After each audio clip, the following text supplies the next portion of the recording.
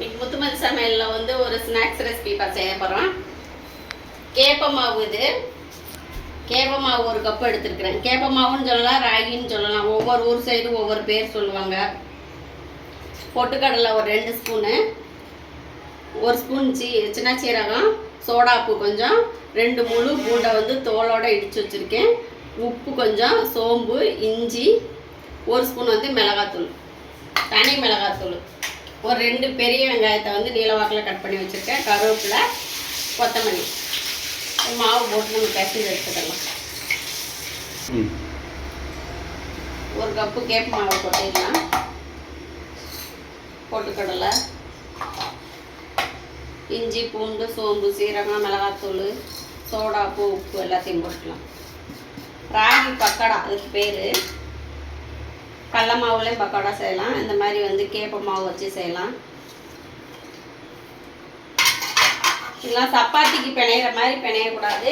லைட்டாக தண்ணி தெளித்து வந்து இது பிணைஞ்சிக்கணும். கொஞ்சமாக பெருங்காயத்தூள்,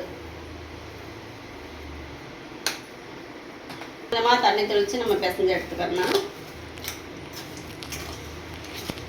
மற்ற மாவு மாதிரி நம்ம பிசைஞ்சு வச்சு போடக்கூடாது. பிசைஞ்ச உடனே போடணும், இல்லைன்னா கொஞ்சம் லேட் ஆயிடுச்சுன்னா எண்ணெய் குடிக்க ஆரம்பிச்சிடும்.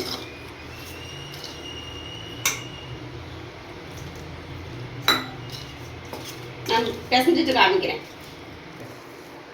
கொஞ்சம் கொஞ்சமாக தண்ணி தெளித்து பக்கோடா பதத்துக்கு நம்ம மாவு வந்து ரெடி பண்ணி வச்சுருக்கோம், பிசைஞ்சு வச்சுருக்கிறேன். இப்போ எண்ணெய் காயட்டும். இந்த அளவுக்கு தான் நம்ம இப்படி உதுத்து போடுறது மாதிரி மாவு பிசையணும். மாவு ரெடி ஆயிடுச்சு. எண்ணெய் ஊற்றி வச்சுருக்கிறேன். இது கடலை எண்ணெய் பொங்கும். அதனால் பொங்காமல் இருக்கிறதுக்கு ஒரே ஒரு சொலை புளி போட்டால் பொங்காது.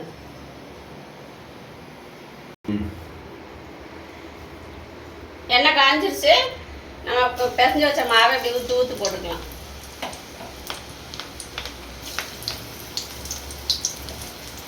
ராகி பக்கடா சாப்பாட்டுக்கும் நல்லாயிருக்கும். டீ வச்சு ஸ்நாக்ஸ் சாப்பிடும் போது நல்லாயிருக்கும். போட்டோடனே கிண்டக்கூடாது. கொஞ்சம் ஒரு 2 நிமிஷம் ஆனதுக்கப்புறம் தான் நம்ம பெரட்டி விடணும்.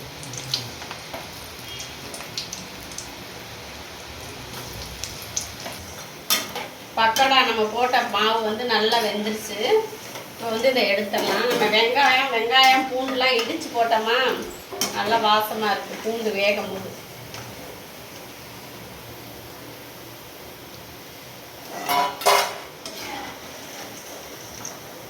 இதே வந்து கோதுமை மாவுலையும் நம்ம செய்யலாம், கடலை மாவுலையும் செய்யலாம், இந்த மாதிரி கேப்ப மாவும் செய்யலாம்.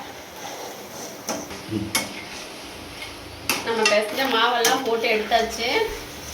அடுப்பை வந்து ஃபுல்லாக வச்சு நம்ம எடுக்கும் போது தான் எண்ணெய் குடிக்காது. சிம்மில் வச்சு எடுத்தோம்னா எண்ணெய் ரொம்ப பிடிக்கும். எண்ணெயில் சுட்ட மாதிரியே இருக்காது பாருங்கள், எண்ணெயை குடிக்கல.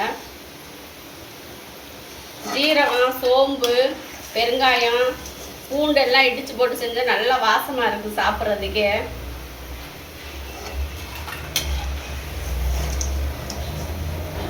நல்லா ஹெல்த்தியானது, சத்தானது. இது மாதிரி பிள்ளைகளுக்கு செஞ்சு கொடுக்கலாம், நல்லாயிருக்கும் டேஸ்ட்டாக. ராகி மாவு பக்கோடா ரெடி ஆயிடுச்சு. இதே மாதிரி நீங்கள் செஞ்சு சாப்பிடுங்க.